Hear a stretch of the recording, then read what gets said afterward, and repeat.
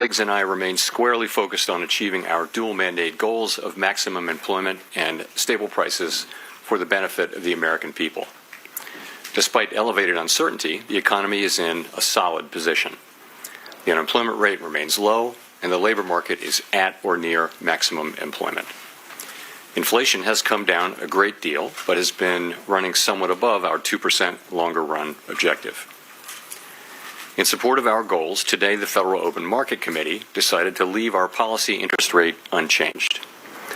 We believe that the current stance of monetary policy leaves us well positioned to respond in a timely way to potential economic developments. I'll have more to say about monetary policy after briefly reviewing economic developments. Following growth of 2.5% last year, GDP was reported to have edged down in the first quarter, reflecting swings in net exports that were driven by businesses bringing in imports ahead of potential tariffs. This unusual swing has complicated GDP measurement. Private domestic final purchases, or PDFP as we call them, which excludes net exports, inventory investment, and government spending, grew at a solid 2.5% rate. Within PDFP, growth of consumer spending moderated, while investment in equipment and intangibles rebounded from weakness in the fourth quarter. Surveys of households and businesses, however, report a decline in sentiment over recent months and elevated uncertainty about the economic outlook, largely reflecting trade policy concerns. It remains to be seen how these developments might affect future spending and investment.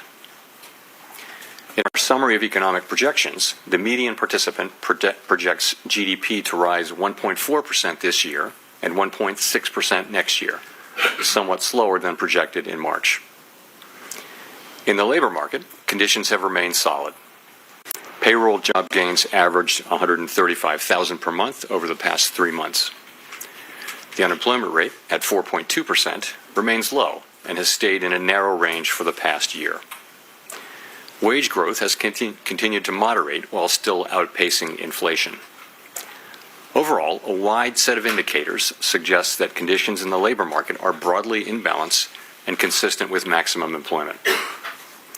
The labor market is not a source of significant inflationary pressures. The median projection for the unemployment rate in the SEP is 4.5% at the end of this year and next, a bit higher than projected in March. Inflation has eased significantly from its highs in mid-2022, but remains somewhat elevated relative to our 2% longer-run goal. Estimates based on the Consumer Price Index and other data indicate that total PCE prices rose 2.3% over the 12 months ending in May, and that, excluding the volatile food and energy categories, core PCE prices rose 2.6%. Near-term measures of inflation expectations have moved up over recent months, as reflected in both market and survey-based measures. Respondents to surveys of consumers, businesses, and professional forecasters point to tariffs as the driving factor.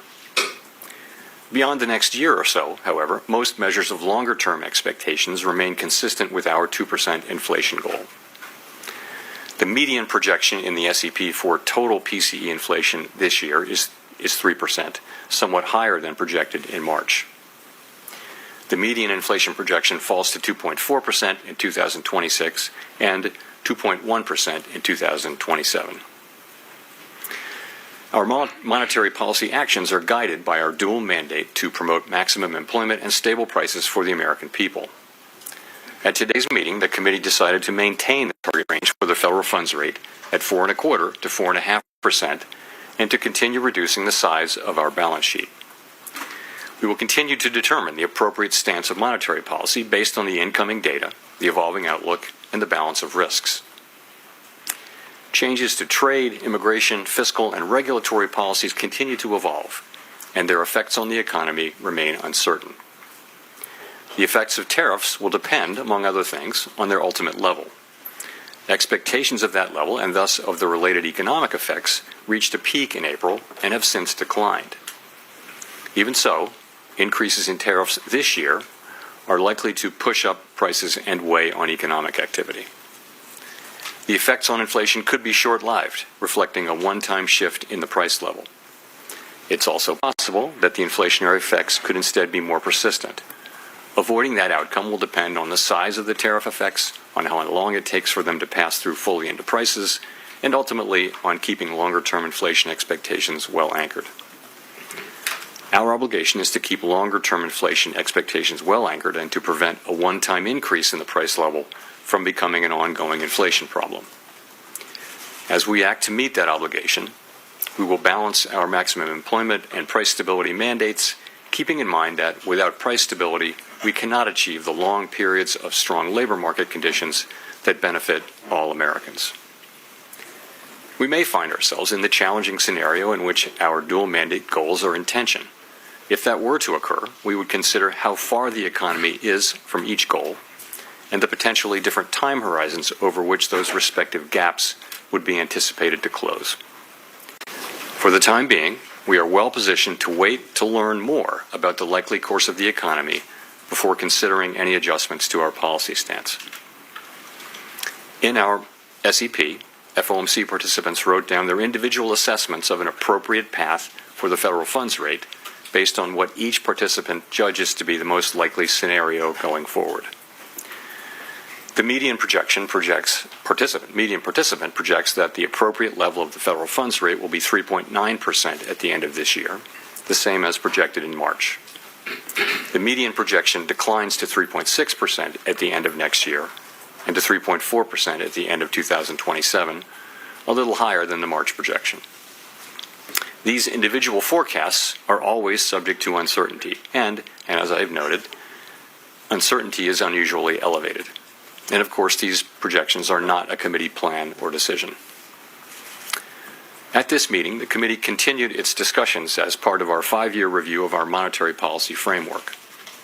We focused on issues related to assessing the risks and uncertainties that are relevant for monetary policy and the potential implications for policy strategy and communications. Our review includes outreach and public events involving a wide range of parties, including Fed Listens events around the country and a research conference that we held last month.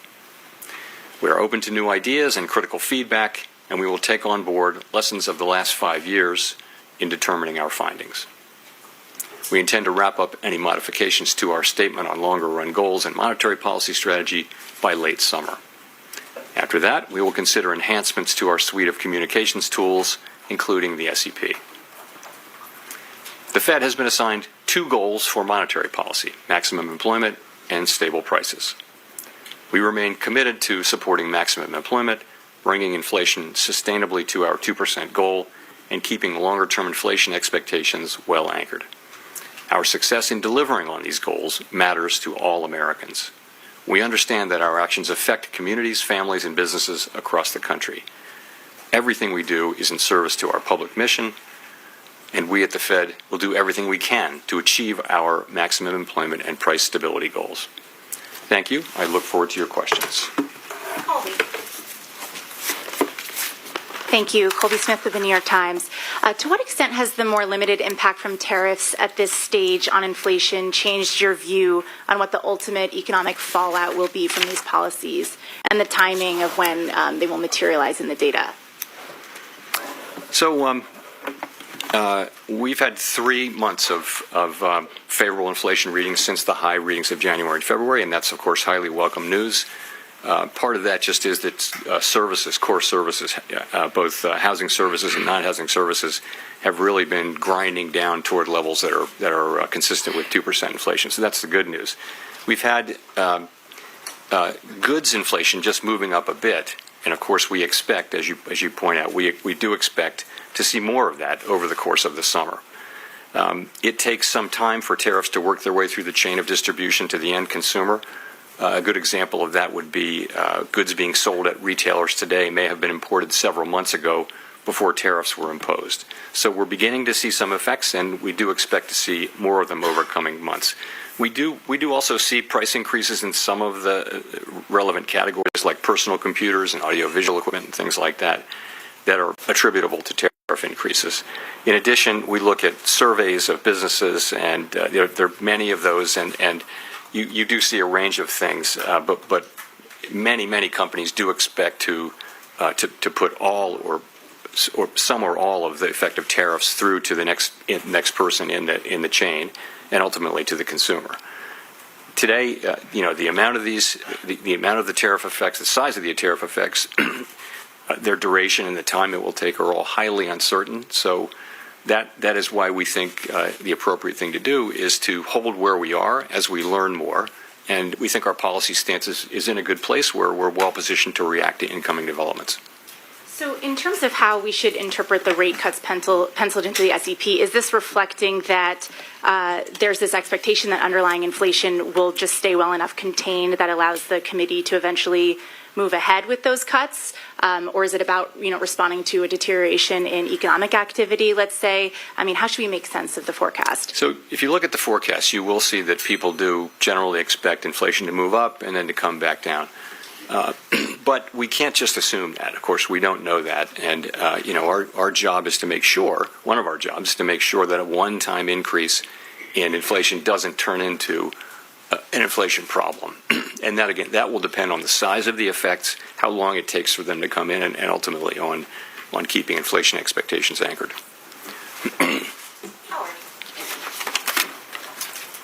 Hi, and thanks, Chairperson Howard Schneider with Reuters.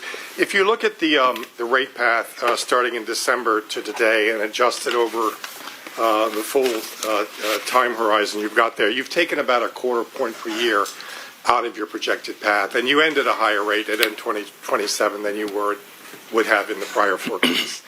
Is that a result of a sense that tariffs will lead to more persistent inflation? Is it a result of reassessments of where your short-term neutral rate is? Why are you on a slower path now? So I would focus most on the nearer term as you get out to the later years. It's hard for anybody to know where the economy is going. You didn't see people moving their longer term, estimate of the neutral rate, for example, at this meeting. So and those things are probably slow moving. So I think if you look at what's happening here. Since March, this is since March, right? You see a little slower growth, just a tiny tick up, 1/10 tick up in unemployment, and you see inflation moving up 0.3. And by the way, it was a similar move from the December SEP to the March. So that's what you see. You see the effects of tariffs. I think we learned in April after the March meeting that substantially higher tariffs were likely, and then since then. The estimates of where the tariffs will be have actually moved back down, although still at an elevated level. So we're adapting in real time, and what you see is an accumulation of individual assessments. But you say in the statement that risks have diminished on that front, but the July 9th, drop dead date for all the Liberation Day tariffs is still out there and unresolved. You've got now exchange missiles between two Middle East adversaries with a possible U.S. involvement. How can you justify saying that risks have diminished? So what we said was that uncertainty uncertainty about the economic outlook has diminished but remains elevated.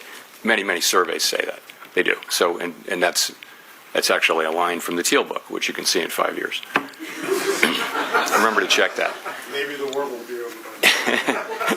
No, but if you think about it, tariff uncertainty really peaked in April, and since then has come down, and that's really what that's just acknowledging. It's diminished, but still elevated.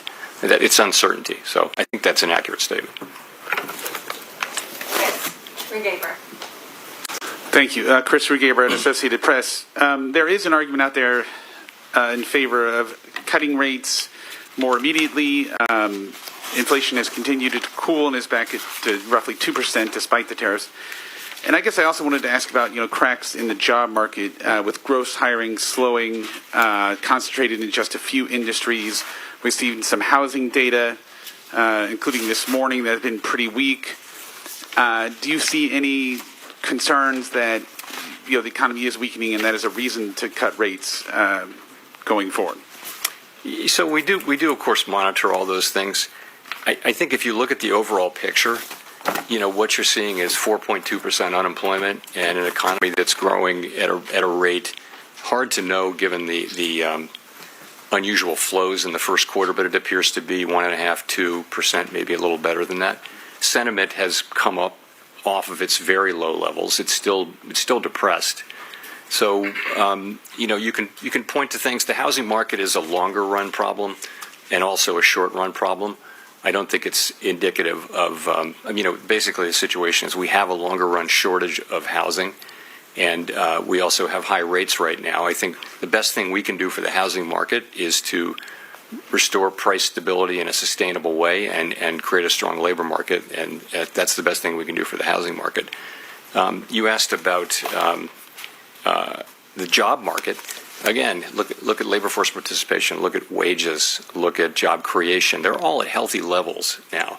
I would say you can see perhaps a very, very slow continued cooling, but nothing that's troubling at this time. But we watch it very, very carefully. So overall, again, the current stance of monetary policy leaves us well positioned to respond in a timely way to economic developments, and for now, and we'll be watching the data carefully.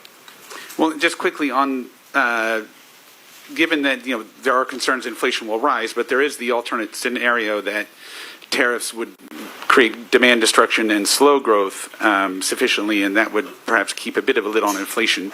Do you see odds of that scenario? What kind of odds do you see of that scenario coming true, and how many months of cool inflation would you need to see before concluding that maybe that lower inflation scenario is taking place? So this is very much the conversation we had today and yesterday. There are many, many different scenarios, many combinations of scenarios where inflation does or doesn't prove out to be at the levels we think, and where the labor market does or doesn't soften. And I think what you see people doing is looking ahead at a time of very high uncertainty and writing down what they think the most likely case is. No one holds these rate paths with a great deal of conviction, and everyone would agree that they're all going to be data dependent, and that you can make a case for any of the rate paths, I think, that you see in the SEP. And we do this once a quarter.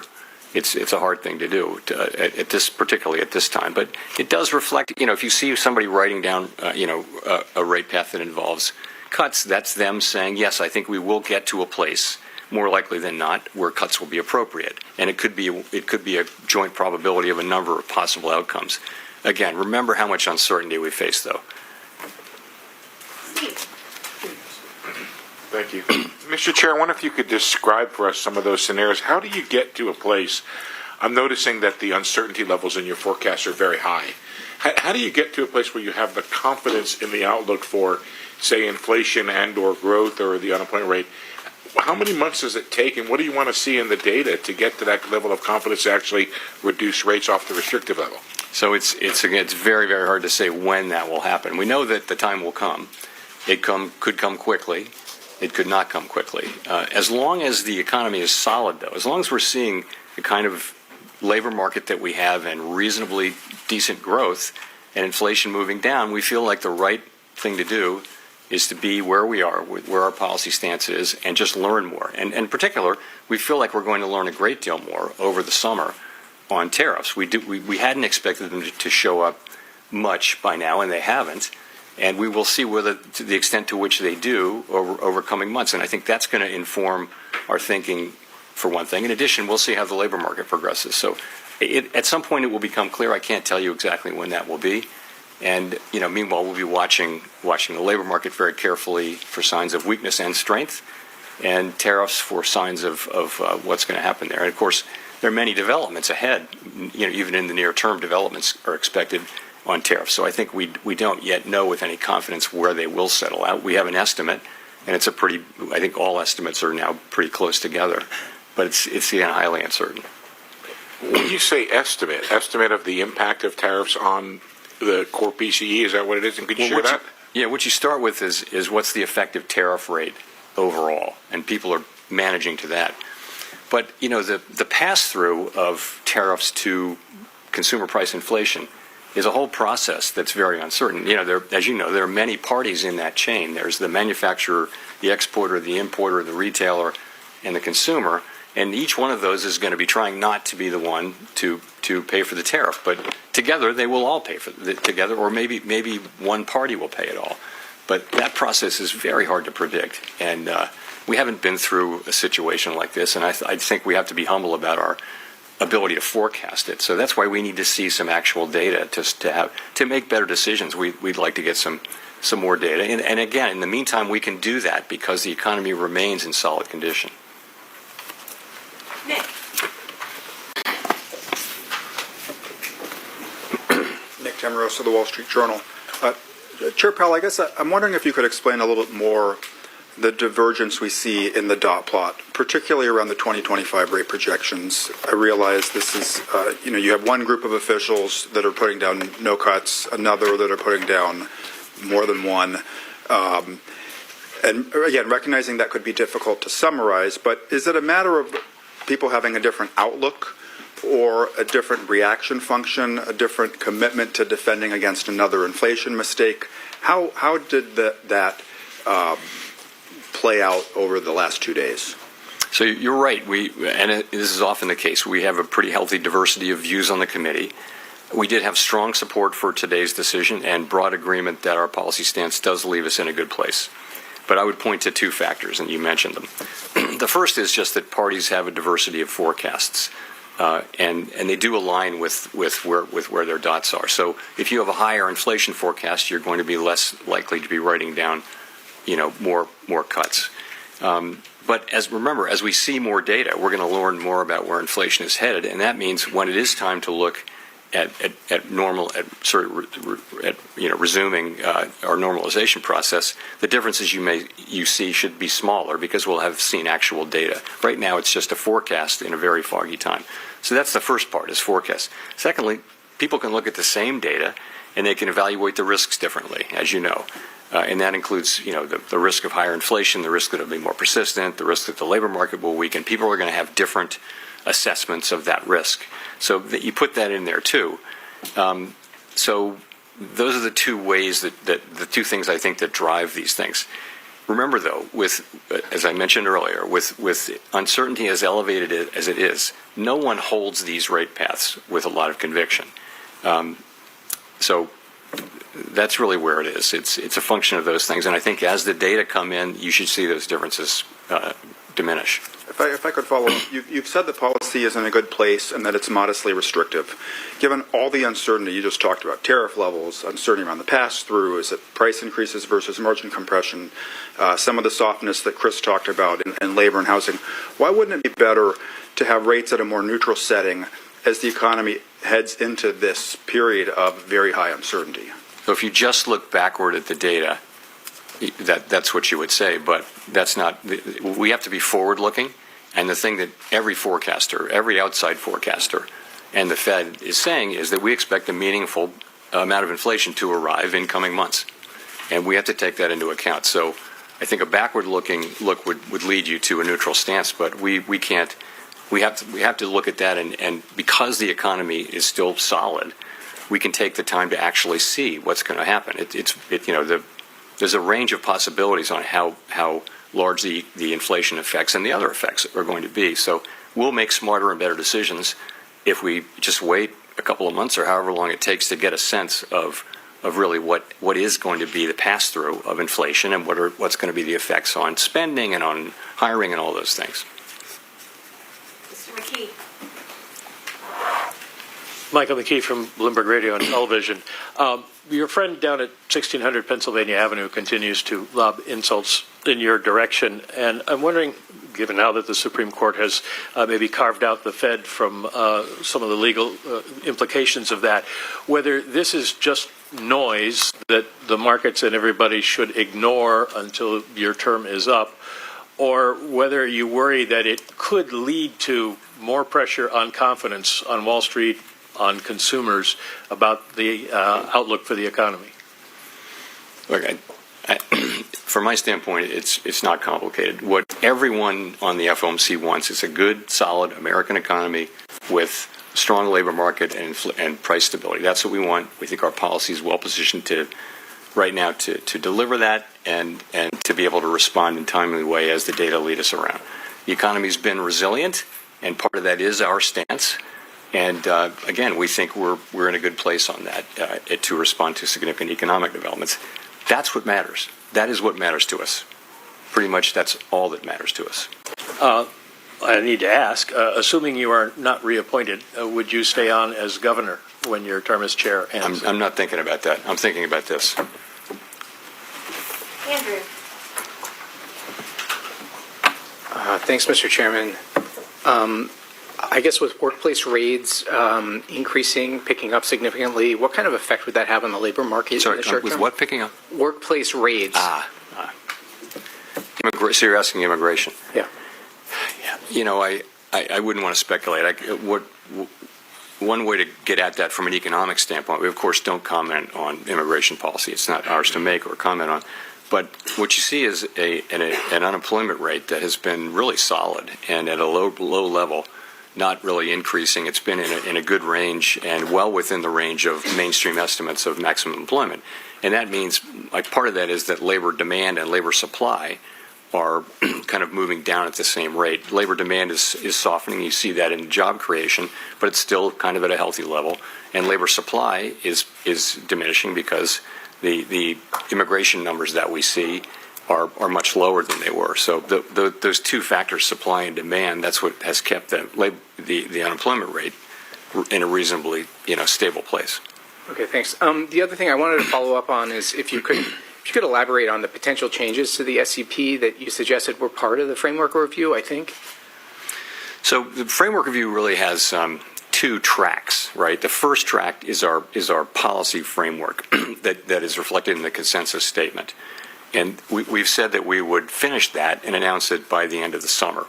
So we're well along in that process. We've had the meetings that we need to have, and we're now going to be going into, into discussions about, specific changes to language. So that's the framework part of it. The second part of it is our communications tools and practices. And that part comes next. Okay, that's what we're going to do in the meetings this fall. Actually, what we did at this meeting, though, is we sort of prepared the ground for that. We had a meeting where we talked at a high level about a number of ideas. The SEP is part of it. Many other ideas. It's sort of, how do we think our communications can be improved? There are a number of ideas. People offered a really, it was a great conversation, number of ideas, but we're going to look at those with staff briefing and a lot of thought in the fall. And I would say when it comes to changing communications, I would only support things really that only implement things that have very broad support. And also you want to be really careful because I think our communications are pretty well received. They're not broken. So more is not necessarily better, but better is better. So we're going to be looking at ways to do things that will improve the clarity of what we do for the benefit of the public.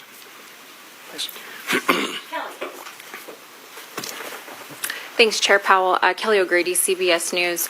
You're famously known as the guy that makes decision based on data instead of speculation. You've said today the inflation data is in a good place. We don't know how tariffs are going to impact prices going forward. That's uncertain.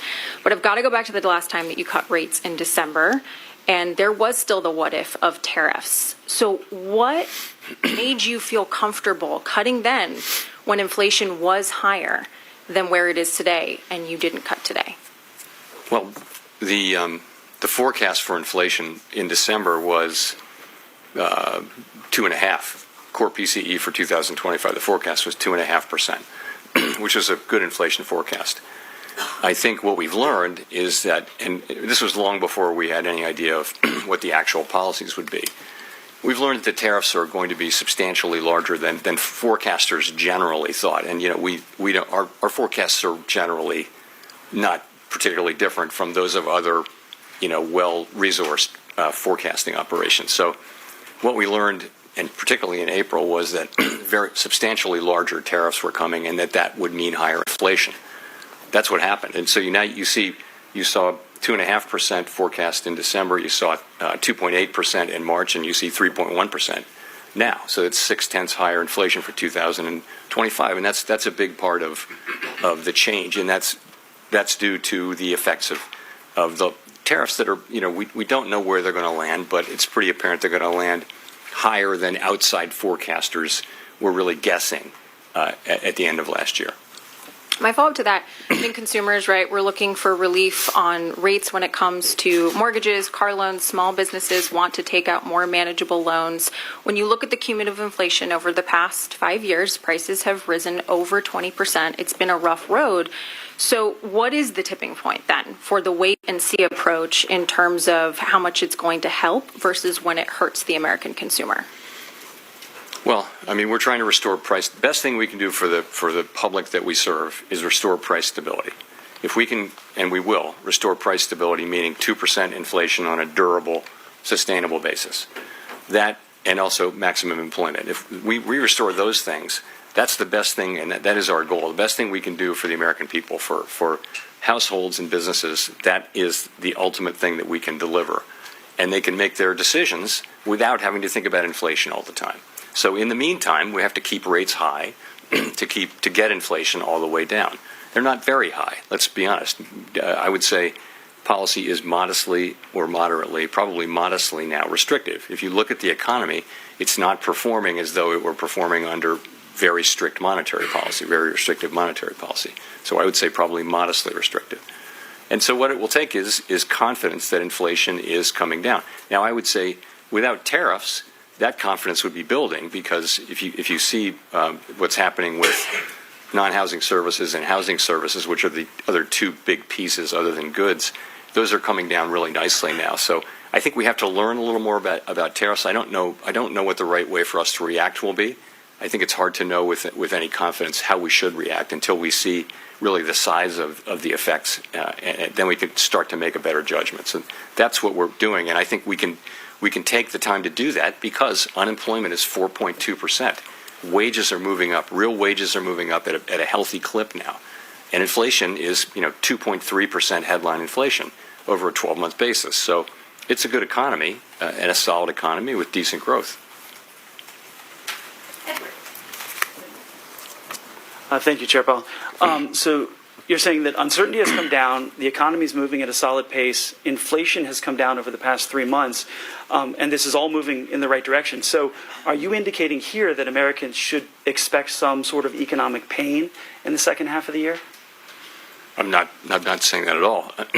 From our standpoint, what I can say is that the U.S. economy is in solid shape. Inflation has come down. The unemployment rate remains at 4.2%. As I mentioned, real wages are moving up. It's a good job creation is at a healthy level. Unemployment, again, as I said, low. Labor force participation in a good place. So, and what we're waiting for to reduce rates is to understand what will happen with really the tariff inflation. And there's a lot of uncertainty about that.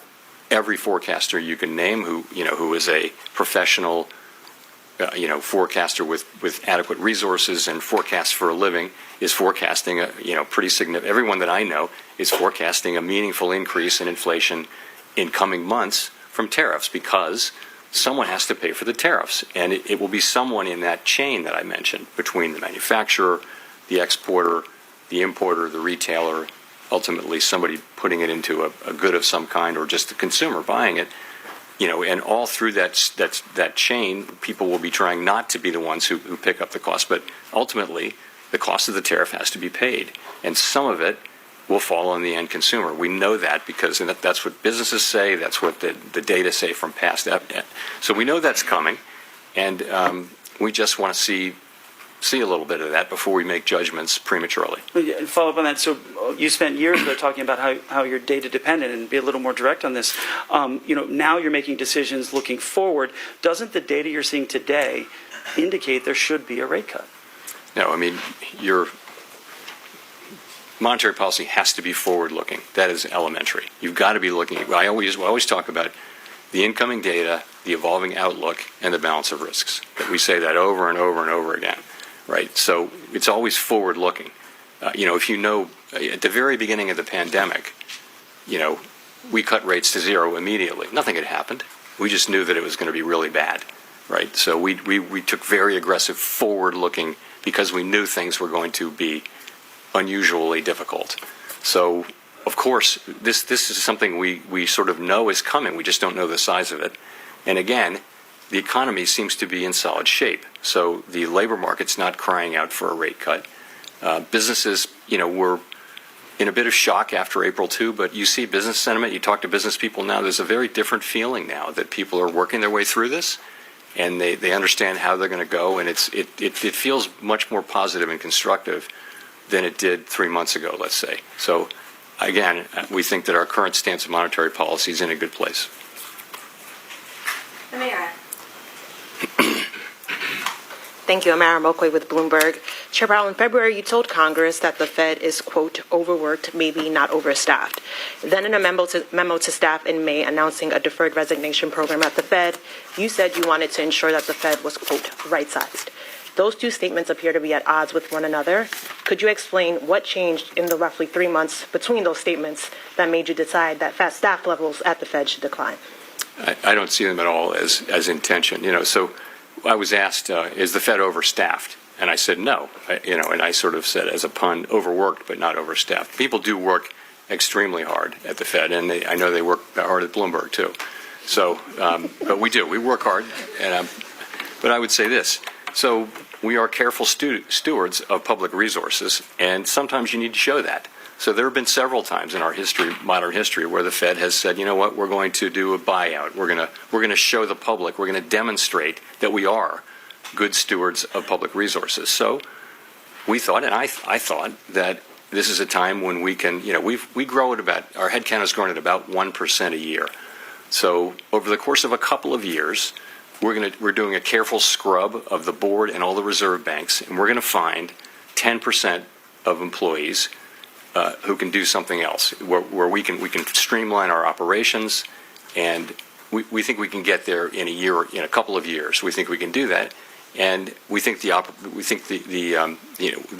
is without taking risk to carrying out our critical missions.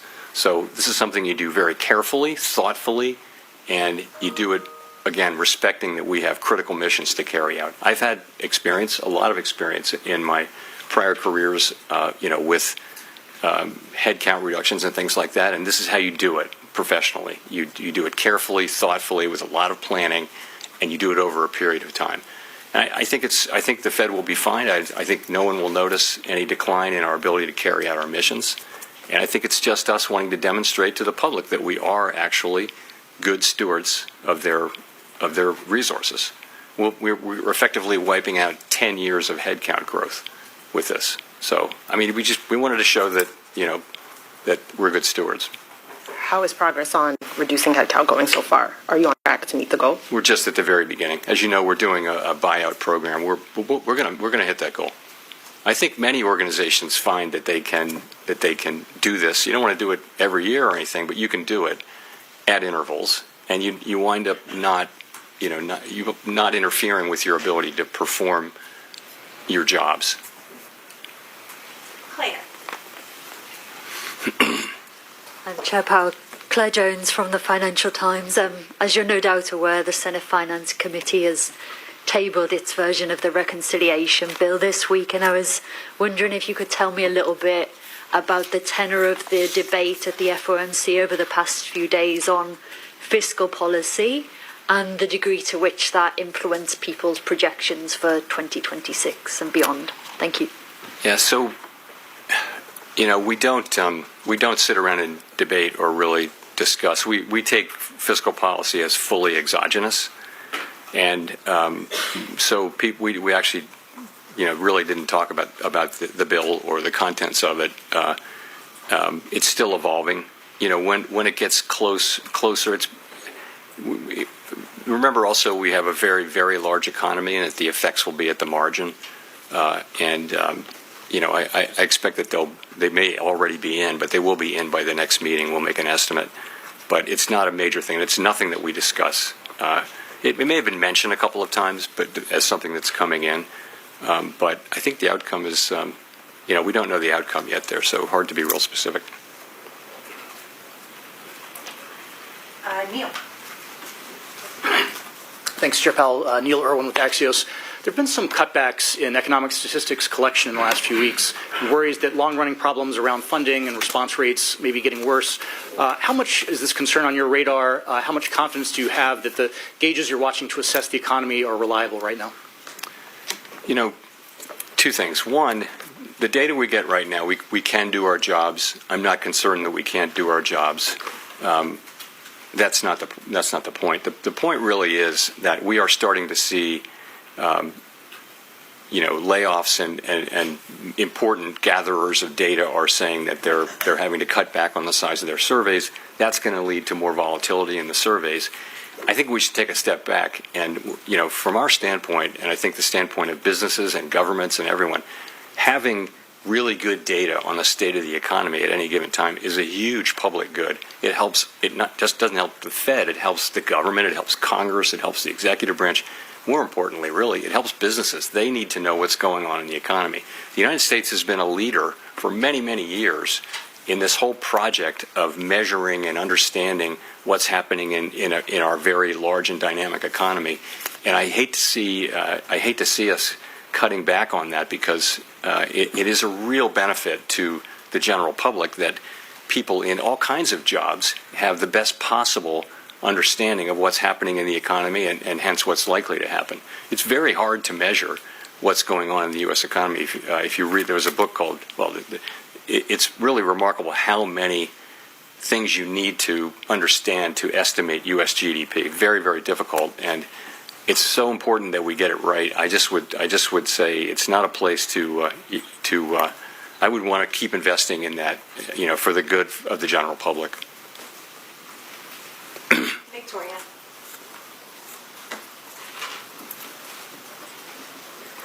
Hi, Victoria Guida with Politico.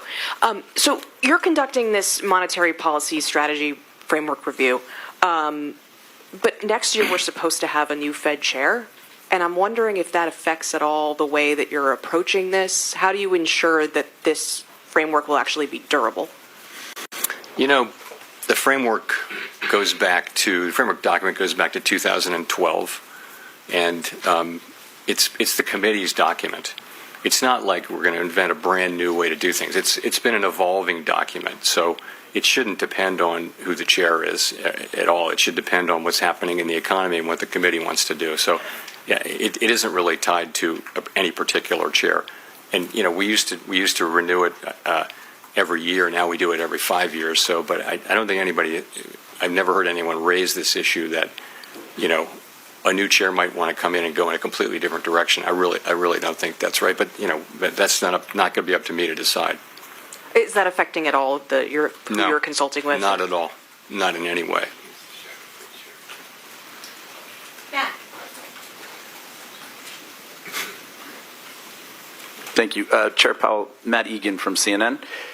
Relatively low gas prices this year have helped drive down inflation in recent reports, but that trend is starting to reverse given the crisis in the Middle East.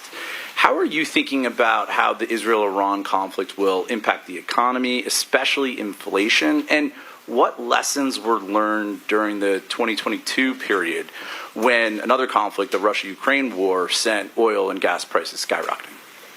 So, of course, we're watching, like everybody else is, what's going on. I really don't have any comment on that. Possible that we'll see higher energy prices. What's tended to happen is when there's turmoil in the Middle East, you may see a spike in energy prices, but tends to come down. Those things don't generally tend to have lasting effects on inflation, although, of course, in the 1970s, they famously did, because you had a series of very, very large shocks. But we haven't seen anything like that now. The U.S. economy is far less dependent on foreign oil than it was back in the 1970s. So, but there. A quick follow-up. I've just got to ask you about artificial intelligence. Some technology executives have recently been warning that AI could wipe out a large chunk of entry-level jobs and significantly increase the unemployment rate. I'm wondering how concerned you are, if at all, about the threat that AI poses to employment. So this is the question. The question really is, will AI be more augmenting labor or replacing labor? And I wouldn't. We all see those announcements, including one today. I wouldn't, overread a couple of data points, because AI should be creating jobs at the same time. It may be replacing, maybe doing both. Anyone who's done any work with AI will have have been a little bit stunned at how capable it is. And it's just a different thing. So I think this is something that certainly has transformational potential. And probably we're in the very early stages of it. You know, they say what you're seeing now compared to what you'll see in 2 years is going to be very different and even more effective. So I think it's really hard to know. That, you know, of course, there are optimists who feel like it's going to make everybody much more productive. And there are those who think it's going to replace an awful lot of jobs right across the income spectrum, you know, white collar, blue collar, and everything. So I just don't know. We don't have a house view on that, but this is going to be a very important question for some time. Greg.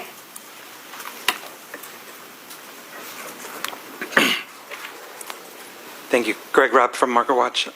I was wondering if you could step back a little bit, Chair Powell. You know, there's a spate of articles and a lot of op-eds now in the newspapers saying that the U.S. economy and the global economy is going through this profound change, you know, akin to the end of the Bretton Woods era in the 1970s. And don't you owe the American people, like, some sort of, like, explanation for what we're going through? I mean, I noticed earlier this month when you talked about Bretton Woods a little bit, and you said that Bretton Woods, the Fed staff had to, like, change how the dollar, movements of the dollar was impacting the economy. Are we going through something like that now? That, you know, are you having to change how you do monetary policy? Is it that fundamental a change underway? Thanks. It's certainly a time of real change. You know, from a geopolitical standpoint, from a trade standpoint, from an immigration standpoint, you see this not just here but everywhere. So there's quite a lot going on. It doesn't change the way we do monetary policy in the near term. I mean, but and it doesn't change our objectives or what we need to do. And you know, these things are not really our issues. They're really issues for elected governments. All of those issues are really for elected governments. But there's no question it's a time of real change, and very hard to see where that goes. You know, will it be? There have been many things written about how it's going to be a more inflationary time. That's possible. It's not guaranteed. You know, AI could cut in the very other direction. AI could make people much more productive and push in the other direction. I don't know, though. So, but you're right. But honestly, our focus is a much more practical one, and that is how do we keep inflation low and employment high in the near term. That's really what we're about. Mark Hamrick.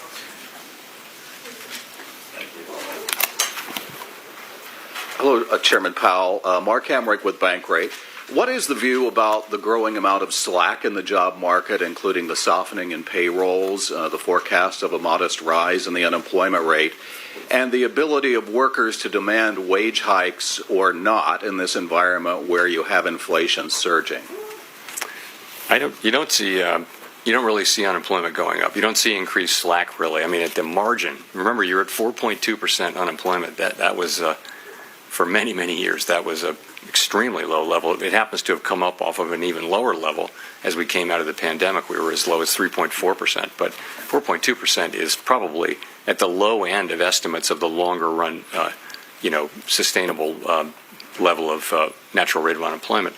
So I guess I wouldn't agree with that. And also, in terms of wages, you know, real wages after inflation have been moving up sort of more than was consistent with 2% inflation. They're still moving up at a healthy clip, and I think much more consistent with 2% inflation given a reasonable assessment of trend productivity. So it's a pretty good labor market. You're right that the level of job creation has come down, but so has the supply of workers, the change in the supply, the new supply. So you've seen the unemployment rate remain pretty stable at 4.2. It's been as high as 4.3, but those are good numbers. So it's a pretty good labor market. There's a more concerning thing is there are not a lot of layoffs, but there are not a lot of job creation. The number, if you're out of work, it's hard to find a job, but very few people are being laid off at this point. So that's an equilibrium we watch very, very carefully, because if there were to be significant layoffs and the job finding rate were to remain this low, you would have an increase in unemployment fairly quickly. But that hasn't happened. It really hasn't happened. the U.S. economy has defied all kinds of forecasts for it to weaken, really over the last 3 years. And it's been remarkable to see just again and again when people think it's going to weaken. Now, eventually it will, but we don't see signs of that now. Go to Jean for the last question. Hi, Chair Powell. Jean Young with MNI Market News. There's been a lot of talk about cuts. I wanted to ask you, why do you think there are no forecasts for rates to rise or even to stay where they are next year, given that the projection for inflation is to rise to 3%, and there's a lot of there's some skepticism over whether those price hikes will be a one-time event? So there are a number of people on the committee who wrote down no cuts this year, but some cuts next year. So, I think, people are writing down their most likely path, right? They're not saying there's zero possibility of other things. Really, it's think of it as the least unlikely path in a situation like this where uncertainty is very high. I think, again, people write down their rate paths, and they do not have like a really high conviction that this is exactly what's going to happen over the next 2 years. No one feels that way about their rate path. They feel like, what am I going to write down? I mean, what would you write down? It's not easy to do that with confidence. So I would just say it that way. We don't rule things in or out. Certainly a hike is not the base case at all. It's not something people are writing down. But in the meantime, we do the best we can with these forecasts, and I think they're representative of the different forecasts and different reaction functions that people on the committee have. So thank you very much. Thanks.